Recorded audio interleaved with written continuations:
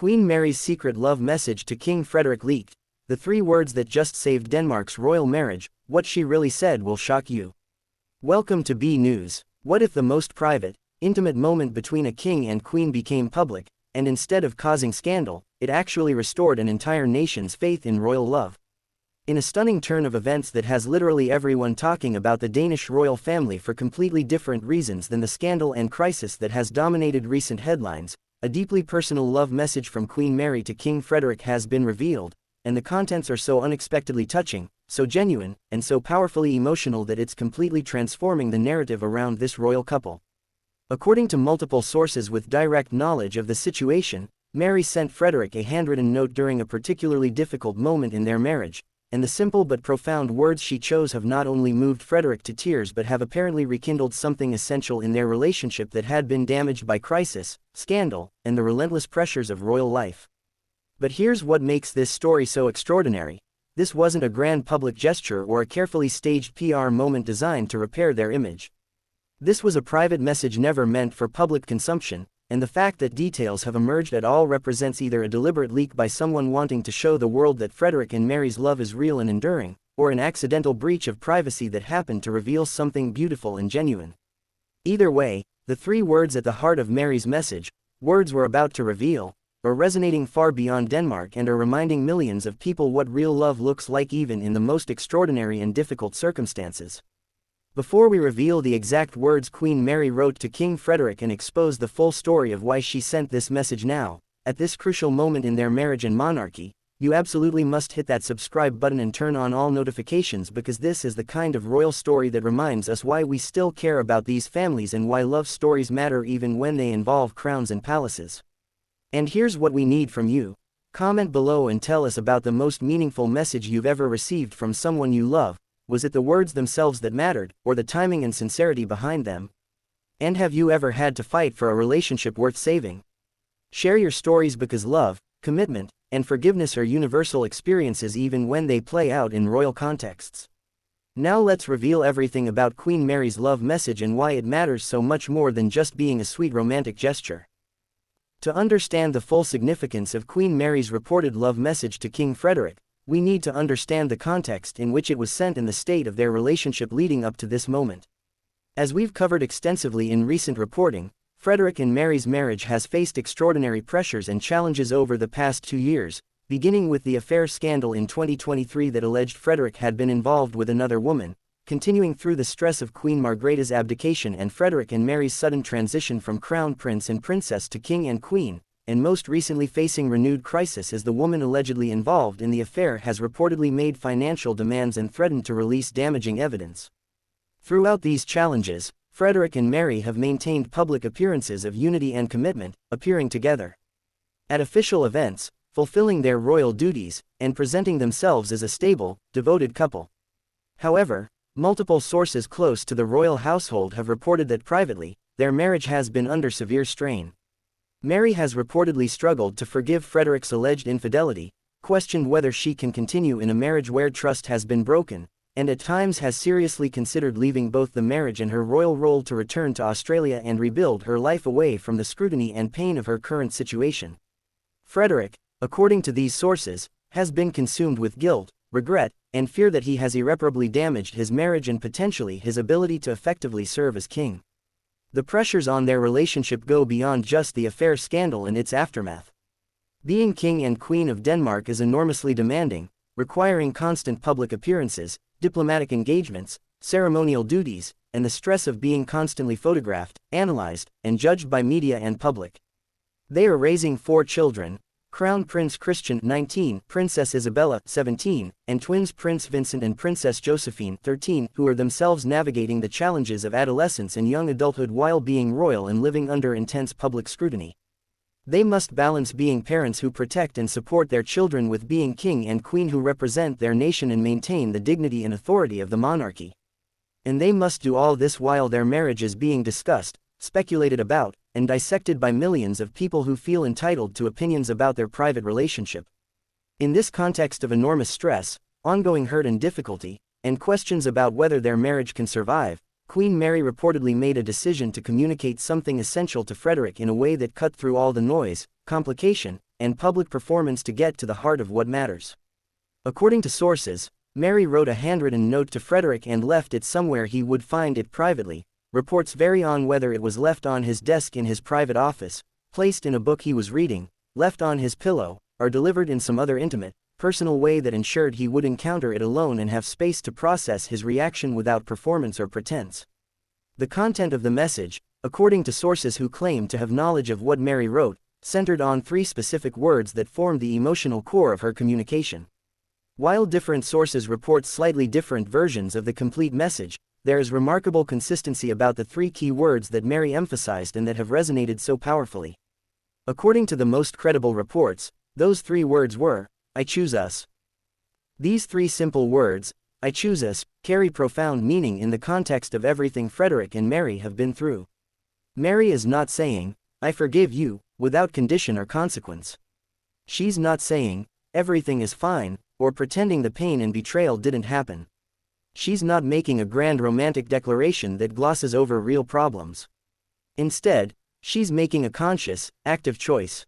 She's saying that despite everything, despite the hurt, despite the betrayal, despite the challenges, despite the very real option of leaving, she is choosing to fight for their relationship, to invest in their partnership, to commit to the difficult work of rebuilding trust and connection. She's choosing, as their marriage, their family, their shared life and history, over the alternative of walking away, protecting herself from further hurt, or taking the easier path of giving up. The power of this message lies partly in its simplicity and clarity. In 3 words, Mary communicated something that could have taken pages of explanation or hours of conversation.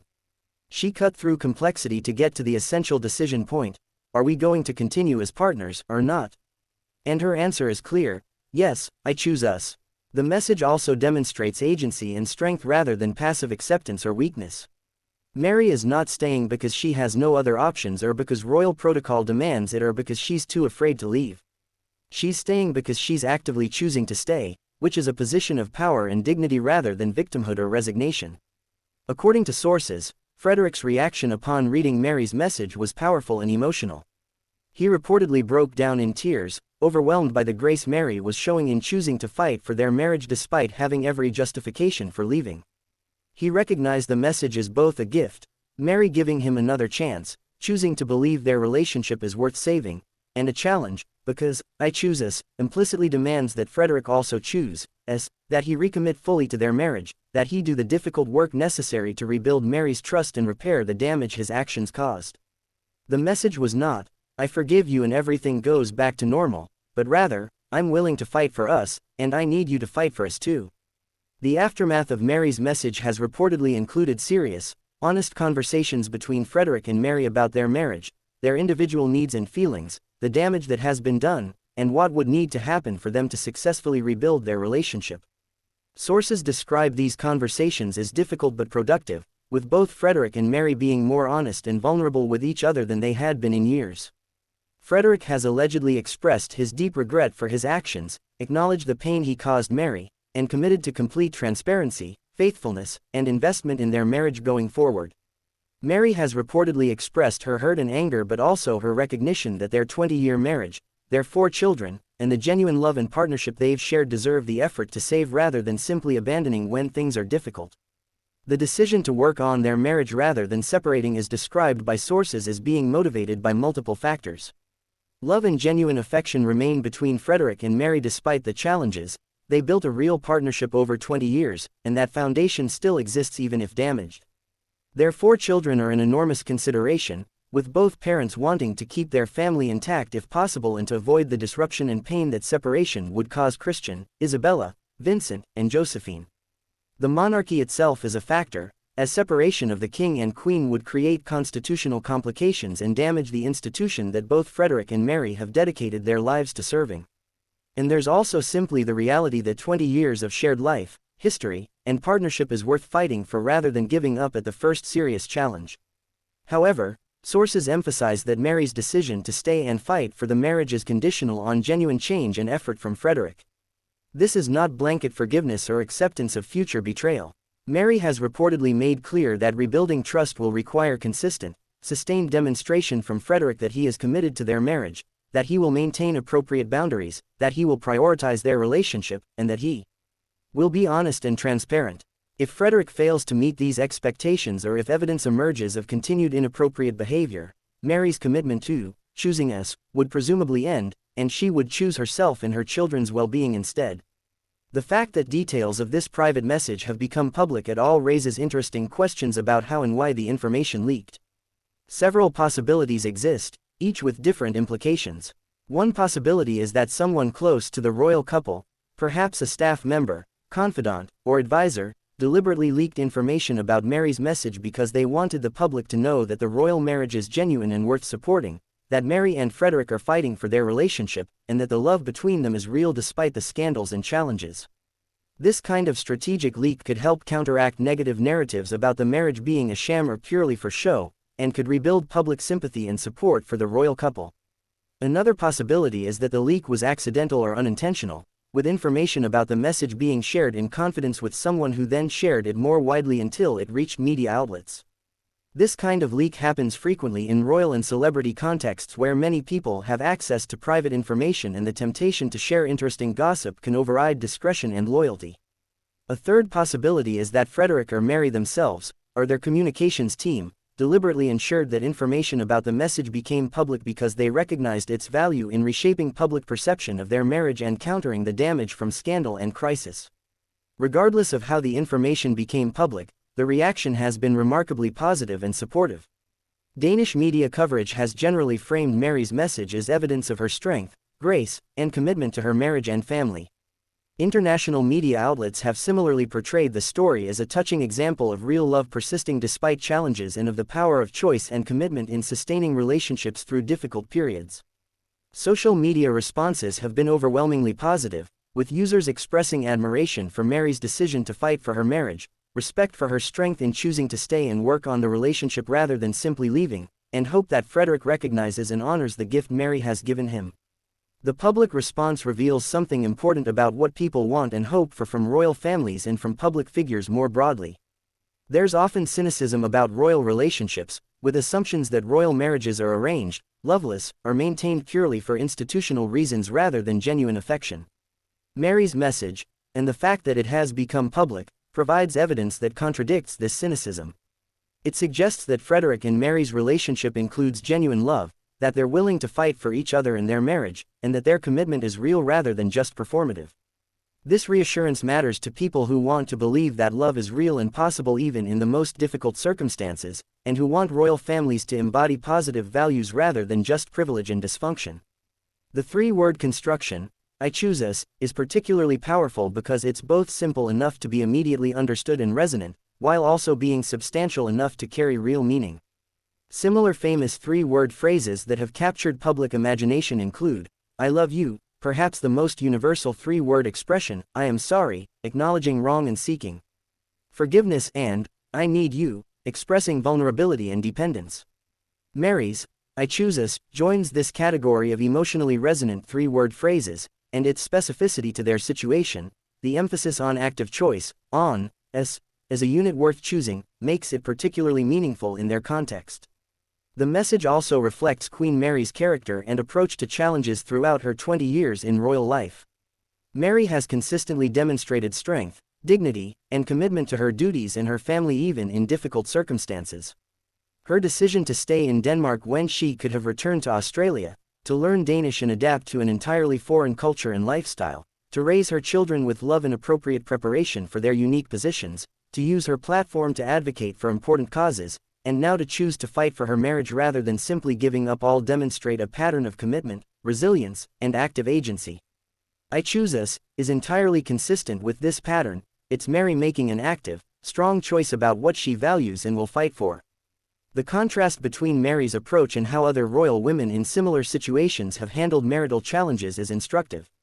Princess Diana, faced with Prince Charles's infidelity and the breakdown of her marriage, ultimately chose to separate and divorce, to speak publicly about her pain and Charles's failures, and to build a new identity separate from her failed marriage. This was a valid choice that served Diana's needs and that she had every right to make, but it represented a different approach than Mary's choice to stay and fight. Camilla, Duchess of Cornwall, now Queen Camilla, stayed in her own difficult marriage for years before eventually divorcing and ultimately marrying Charles, demonstrating patience and long-term commitment that eventually resulted in the relationship she wanted. Sarah Ferguson, Duchess of York, divorced Prince Andrew but maintained a close, affectionate relationship with him, choosing connection over complete separation even after their marriage ended. Each of these women made choices appropriate to their circumstances, personalities, and what they believed was best for themselves and their children. Mary's choice to stay and actively work on her marriage with Frederik represents her own assessment of what's right for her situation.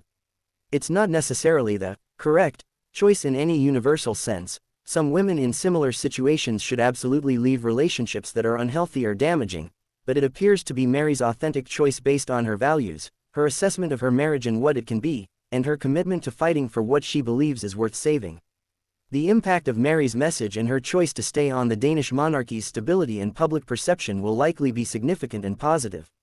The affair scandal and its aftermath created real damage to the royal family's reputation and raised questions about whether Frederik and Mary's marriage was sustainable and whether the monarchy itself was worth preserving. Mary's decision to fight for the marriage, when communicated publicly even if not intentionally, sends a powerful message that the relationship is real and valuable, that the royal couple is committed to each other and their roles, and that the challenges they've faced have not destroyed the foundations of their partnership. This reassurance matters for public support of the monarchy and for the institution's long-term stability. For Crown Prince Christian and his siblings, having their parents choose to stay together and work on their marriage provides stability, models commitment and forgiveness, and avoids the disruption and pain that would come with separation. While children should not be the sole reason parents stay in troubled marriages, sometimes separation is healthier for everyone involved. In this case, Mary's choice to fight for the marriage appears to be genuine and based on belief that the relationship can be repaired, which makes it healthy for the children as well as for Mary and Frederik themselves. Looking forward, the test of whether Mary's choice proves wise will be whether Frederik genuinely rises to meet her commitment with his own changed behavior and recommitment to their marriage. "I choose us" is a beautiful, powerful statement, but it will mean nothing if Frederik doesn't reciprocate with sustained effort, faithfulness, honesty, and investment in rebuilding trust. The coming months and years will reveal whether this moment represents a genuine turning point where the marriage is rebuilt stronger than before, or whether it was a temporary hope that ultimately couldn't overcome.